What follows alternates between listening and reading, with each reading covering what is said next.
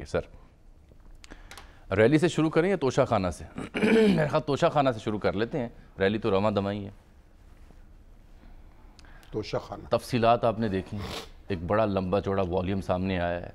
उसमें हर साल में किस हुक्मरान को, वज़ीर को, सदर को, वज़ीर आज़म के स्टाफ को, सहाफ़ियों को क्या कुछ मिला, उसकी तफसीलात हैं।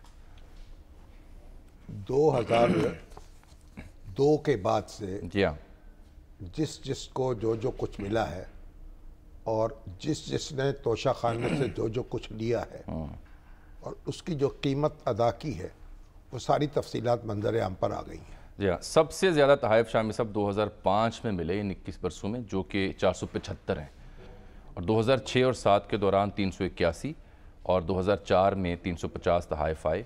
सबसे ज़्यादा तहाइफ इस दौर में वज़ीर आज़म साबिक़ शौकत अज़ीज़ साहब ने हासिल किए और उनकी अहलिया भी उनमें शामिल है। मजमूई तौर पर दोनों को 885 तोहफे उन्होंने वसूल किए।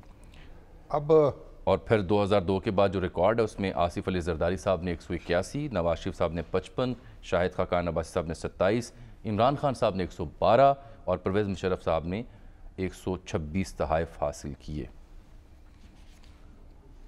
असल में ये जो तोशा खाना के तहाइफ है ना, इनके कवायद तो बने हुए, इनकी एक कीमत मुकर्रर की जाती है, उसका अंदाज़ा लगाया जाता है। फिर उसके बाद एक मामूली परसेंटेज जो है को 15%, कभी 20%, वो जिसको तोहफा मिलता है उसको कहा जाता है कि आप इसे ख़रीद सकते हैं अगर इतने पैसे दे दें। और एक ख़ास रकम है चंद हज़ार रुपए की, उसकी हद तक ना तो आप फ्री रख सकते हैं बग़ैर किसी अदायगी के। अब दुनिया के हर मुल्क में तोहफे दिए भी जाते हैं, तोहफे लिए भी जाते हैं। लेकिन अगर हम अमेरिका की बात करें तो $40 तक का तोहफा होगा तो आप रख सकते हैं, बसूरत दीगर उससे महंगा होगा तो रियासत को जमा कराएंगे। वहाँ ऐसी कोई अशी नहीं है कि उन्होंने ये भी एक पाबंदी लगा रखी है कि आप इस रकम से ज़्यादा का तोहफा कबूल नहीं करेंगे। मेरे पास हमारे अमेरिकन डिप्लोमेट्स आए थे, तो मैंने उनको कुछ एक सेट जो था, टी सेट था या कोई ऐसी चीज़ उनको पेश की, मामूली क्वेश्चन। अगले दिन वो वापस आ गए। वो तोहफा हाँ वापस भेज दिया। अच्छा, क्या क्या कि ये बताएं। उन्होंने कहा कि इसकी मालियत जो है वो हमारी मुकर्रर हद से ज़्यादा है, हम इसको कबूल नहीं कर सकते। और कभी तो वही मौके पर ही वो इनकार कर देते। तो तोहफा जो होता है ना, ये तो एक सिंबल है ना मोहब्बत का। जब आप किसी को तोहफा देते हैं उससे मोहब्बत का इजहार करते हैं। अब ये क्योंकि हमारे अरब ममालिक, अरब दोस्त जो हैं वो बड़े कीमती तोहफे देते हैं, तो पाकिस्तान में तो हमने इसको तमाशा बना दिया। भाई ये काम कवायद व ज़वाबित के मुताबिक होता चला जाता था। इमरान खान साहब आए, एक तो उन्होंने उसकी कीमत मुकर्रर दी 50%, उन्होंने ऐलान किया कि 50% अदायगी के बाद अब ले सकेंगे। दूसरा, जो तोहफे वसूल किए उनके बारे में कहा जाता है कि वो 50% अदायगी नहीं हुई। दूसरा इल्ज़ाम लगाया जाता है कि उनकी कीमत जो है उसका तयन कम हुआ। और तीसरा ये कहा जाता है कि उन्होंने लेके बेच दिए और एसेट्स में शो नहीं किया। अच्छा, जो वो 20 और 50% वाली बात है ना, वो तो मैंने चेक भी की थी। जब उन्होंने वो तोहफे ख़रीदे तब 20% का कानून था, उसके बाद 50% बना, पीटीआई के दौर में ही बना। अवलन तो एक बात, ये बदज़ौक़ी की बात है कि आप तोहफे लेके उसको फौरी तौर पर बेच दें। उसकी बड़ी कहानियाँ बनी हैं, अफसाने बने हैं, हमारी छुपकी हुई है। लेकिन मैं कानूनी तौर पर मैं समझता हूँ कि अगर किसी ने कोई तोहफा ले लिया कीमत उसकी अदा करके, तो फिर उसके बाद वो उसको बेचे या रखे, ये उसकी मर्जी।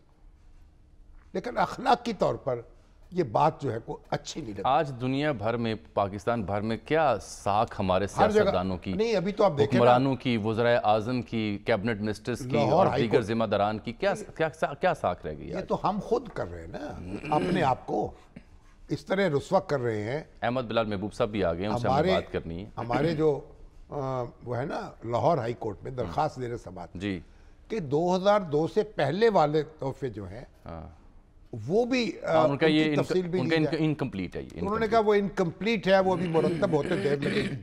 لیکن بڑا ایک دلچسپ ریمارک دیا ہماری فاضل عدالت نے کہ یہ بھی تو معلوم کیا جائے تحفے دیے کیوں جاتے ہیں. دیے کیوں جاتے ہیں؟ مجھے بڑی عجیب بات لگی. تحائف تو یہ تحائف دیے جاتے ہیں, غیر ملکی جو سربراہ ہیں ایک دوسرے سے محبت کا اظہار کرتے ہیں. تو میرا خیال کہ تھوڑا سا ہم سب لوگ جو ہیں وہ تماشا دکھانے میں لگے ہوئے ہیں.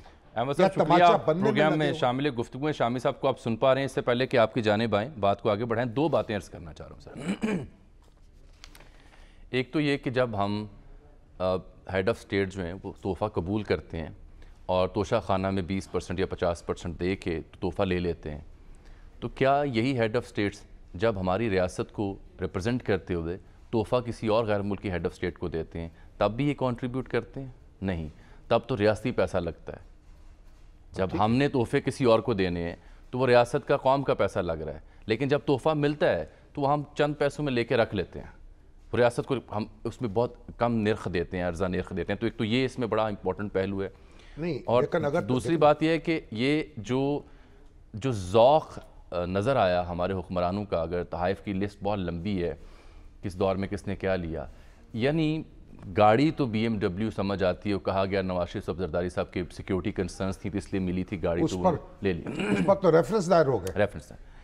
لیکن انتہائی معمولی چھوٹی چھوٹی چیزیں, چاہے وہ پائن ایپل کا ڈبہ ہو, چاہے وہ کف لنکس ہوں, چاہے وہ ایک قالین ہو, پینٹنگز ہوں, ٹی سیٹ ہو, یعنی سوال یہ بنتا ہے کہ یہ حکمران جو ہیں ماشاءاللہ تمام خاندان جو پاکستان میں برسر اقتدار رہے ان 20-22 برسوں میں, یہ سارے ویل آف ہیں, جاگیردار ہیں, کھاتے پیتے ہیں, انڈسٹریلسٹ ہیں, یعنی غریب تو نہیں ہے, مسکین تو نہیں ہے, فاقہ کش تو نہیں ہے. ڈبے وہاں پڑے رہیں گے تو پڑے رہیں. کیوں پڑے رہیں؟ اگر کچھ پیسے مل جائیں تو کیا حرج ہے؟ میرا مسئلہ یہ ہے کیا یہ غریب اور نادر لوگ ہیں؟ نہیں, پہلی بات یہ اللہ تعالیٰ نے ان کو سب کچھ دیا ہوا ہے, ہر کو رحم کریں عوام پہ. دیکھیے, اگر آپ نے قاعدہ بنایا ہوا ہے تو اس قاعدے کے مطابق اگر کام ہوگا تو پھر تو آپ گرفت نہیں کر سکتے. یہ تو ہوگی قانونی بات. اب ان کا کیا کیجئے گا, جیسے مراد سعید ہو گئے یا رؤف کلاسہ صاحب ہو جائیں, یا ایسے کئی لوگ ہیں جن کو تحفہ ملا, انہوں نے کہا نہیں ہم نہیں لے سکتے, آپ رکھیں, واپس جمع کروا دیا. ان کی مرضی. رؤف کلاسہ صاحب کو کیسے تحفہ ملے؟ ان کو صحافیوں کو ملے ہوئے ہیں. صحافیوں کے؟ ہاں جی, مجھے کئی صحافیوں کو ملے ہیں جنہوں نے قبول کیے ہیں. اب میں ان کے کیا نام لوں؟ وہ شاہ خالد نے ایک گھڑی دی تھی تحفے میں. اچھا, کب؟ جب ہم جنرل ضیاء الحق کے ساتھ. وہ آپ کا دور تو اور تھا نا, سنہری دور تھا. وہ گھڑی دے دی, آپ لوگ گرفت میں نہیں آ سکتے. نہیں, وہ گھڑی ہم نے رکھ لی. اللہ خیر صلی اللہ.